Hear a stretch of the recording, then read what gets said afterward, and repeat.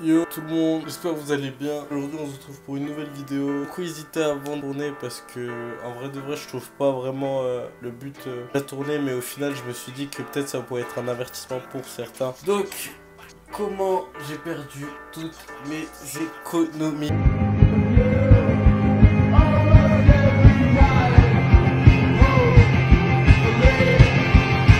Les gars, comment j'ai perdu toutes mes économies? Comment ça peut être possible de perdre toutes ces économies? Quel tocard peut perdre toutes ces économies mis à part moi? Donc en fait tout part de début décembre dernier, donc ça date pas de super longtemps. Décembre dernier en fait il y a un phénomène qui s'appelle les NFT qui est pas mal répandu, etc. Où il y a de plus en plus de gens qui en parlent. Donc moi je suis pas mal intéressé par le sujet. C'est une opportunité de ouf, il y a grave moyen de se faire de l'argent et tout et tout. Je mets un peu d'argent que j'avais de côté, que j'avais reçu durant mes derniers anniversaires. Je voulais me placer sur différents projets, mais j'avais pas assez de budget. Mon budget est tourné à 1 Ether. Donc ensuite qu'est-ce qui s'est passé en fait? Je réussis à avoir un petit NFT d'une collection qui s'appelle Kitty CryptoCat, je sais pas si vous connaissez. Et bah tout simplement Kitty CryptoCat, et bah j'ai réussi à le choper je crois à 0,7 et ensuite il s'est monté jusqu'à 1 Ether. Ensuite enfin c'est un gros, c'est redescendu de ouf. Donc ensuite je crois que je l'avais revendu à 0,4. donc au final j'avais bien baissé mon capital de départ. Au final genre je me sens pas vraiment découragé au fur et à mesure du temps, tac tac, et je réussis à avoir un projet, ok. Le nom c'est Trillianders. Je réussis en mine 2 avec un prix actuel qui était à peu près à 2.2, 2.3. En fait je les garde et je savais qu'il y avait un gros projet, un plus gros projet qui sortait, les Invisible Friends. Et en fait, je me suis dit, ouais et tout, j'ai fait un peu d'argent là, genre je tourne autour des 4 Ethers. Je me suis dit, là, faut que j'achète la whitelist, faut que je prenne des risques, etc. On m'a toujours dit, si jamais tu veux devenir riche, faut que tu prennes des risques, etc. Bah, tout simplement, j'ai malheureusement pris le risque d'essayer d'acheter un accès exclusif à Invisible Friend, donc à l'autre collection d'NFT. Bah tout simplement c'est un groupe que je vais bien épingler. Faites attention les gars, pour toutes les personnes qui sont dans les NFT, enfin méfiez-vous bien des gens parce que le monde il est méchant concrètement, genre j'insiste sur ça. Donc il s'appelle NFTonary. NFTonary, c'est un groupe Discord qui vendent des whitelists, etc. Et en fait, le truc, c'est que j'arrête pas d'envoyer des messages. Le founder du Discord NFTonary, il a tout simplement été, je pense, hein, je suis pas sûr, parce que je vais vous expliquer en fait comment ça s'est passé. Parce qu'en fait, de base, j'ai pas sur NFTonary, je me dis ouais, c'est un vrai groupe et tout, il y a des formations, c'est un groupe de fou. De toute façon, c'est sur Discord, il y a toutes les preuves. C'était grave connu dans la communauté NFT, malgré que c'était risqué d'acheter des whitelists. Je texte le founder, je dis ouais, je recherche une whitelist pour Invisible Friend, vous savez pas où je peux en trouver une? Ils me disent ouais, j'en ai une, etc. Bien, on passe sur Telegram. Donc ensuite on passe sur Telegram, je continue à texter un mec, du coup qui va me re-DM sur Telegram en premier, et moi sachez que j'avais 0 DM, c'est important. Donc il me texte et tout sur Telegram, il me dit ouais salut, si tu veux j'ai ça. Après je lui dis ouais mais malheureusement j'ai pas assez parce que ça se vendait autour des 5.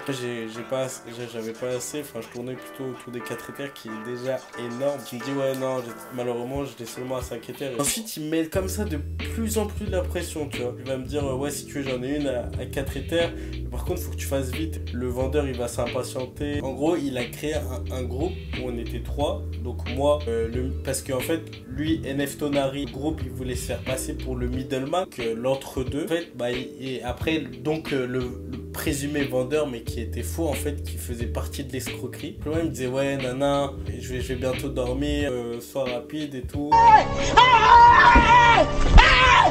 Why are you running? Why are you... Ça m'avait un peu freiné ça. Je me suis dit ouais c'est bizarre, etc. Quand même c'est une grosse whitelist, enfin faut pas qu'on se presse sur ce genre de choses, sachant que tu vois ça représente quand même une énorme somme. Donc en fait il se passe quoi? Donc je continue à le texte, etc. Et ensuite, tout simplement, il me dit ouais, si tu veux, il avait une offre, donc je lui ai dit ouais, je te donne mes deux Trilenders. Donc tout simplement, la whitelist de Invisible Friend, je dis ouais, et tout, c'est bon, on est good et tout. Tu sais que je parlais au vrai Neftonari, et bah au final, quand je transfère les deux Trilenders, enfin au présumé middleman, là je vois quoi? Boum. Bloqué de partout. Et genre, plus de conversation nulle part. Les gars, quand je vous dis quand ça m'est arrivé, le sentiment il est horrible. Genre, c'est indescriptible.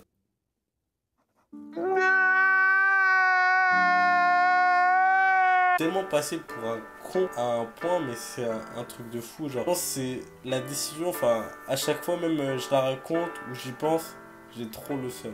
J'aurais tellement dû faire plus attention, mais en même temps, mode, c'est pas vraiment de ma faute. Le groupe Neftonari, en fait, c'est un vrai groupe. Et avec plusieurs de ventes et tout, il a été hacké par quelqu'un. En gros, le founder, son compte, il a été hacké. Bah, il textait tout simplement des gens pour essayer de vendre des whitelists, mais il faisait passer à chaque fois sur Telegram. Parce que sur Telegram, en fait, c'est beaucoup moins traçable. Donc, en fait, à chaque fois, il nous envoyait juste un petit texte, le hacker, du coup. Bah, viens, on passe sur Telegram, etc. Mais, genre, tu voyais ça en tant que Neftonari, le founder, genre le créateur du coup. Donc en fait c'est plus, c'est 100% en fait de la faute de Neftonari qui ont des barrières de sécurité et qui me croient pas du tout et qui me textent nulle part où j'ai pas pu avoir de news en fait. Quand j'ai transféré les fonds, donc toutes mes économies j'ai réussi à me faire, genre j'ai galéré à avoir, elles étaient parties.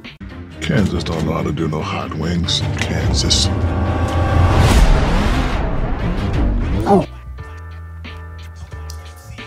Le monde il est méchant hein. À ce moment là j'avais même plus foi en humanité, genre j'avais tellement l'air de fou, sachant que le lendemain en plus j'avais examen, je voulais me faire un peu de sous et m'envoyer ça à ma grand-mère et tout, plaisir la famille etc.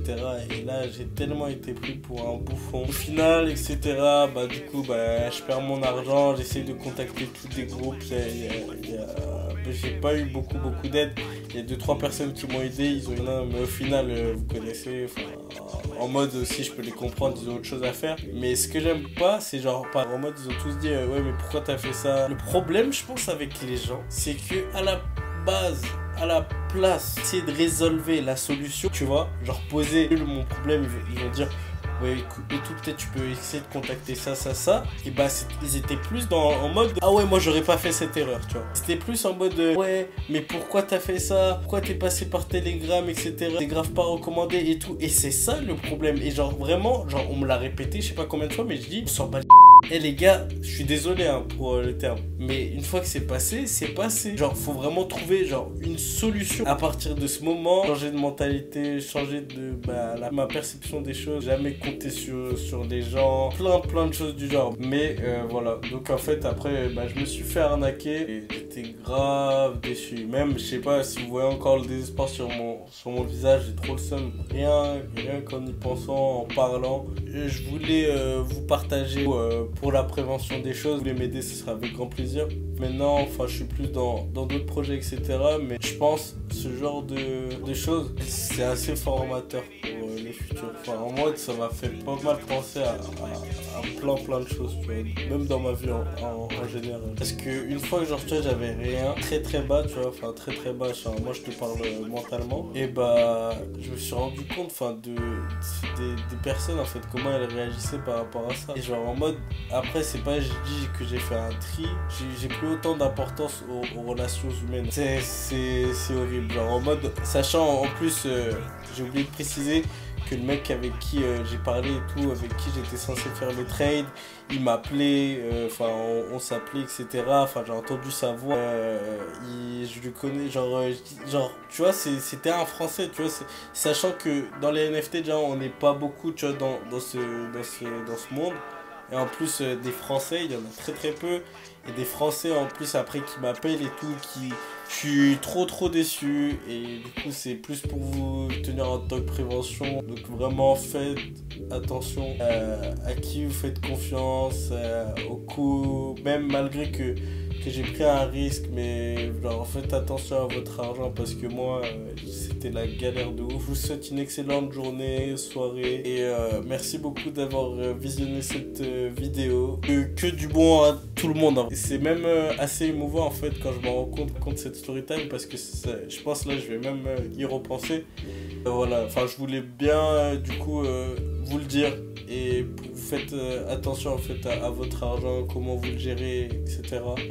Et merci pour tous d'avoir regardé cette vidéo. N'hésitez pas s'il vous plaît à vous abonner, etc. Je vais essayer du coup développer une communauté et ciao les gars.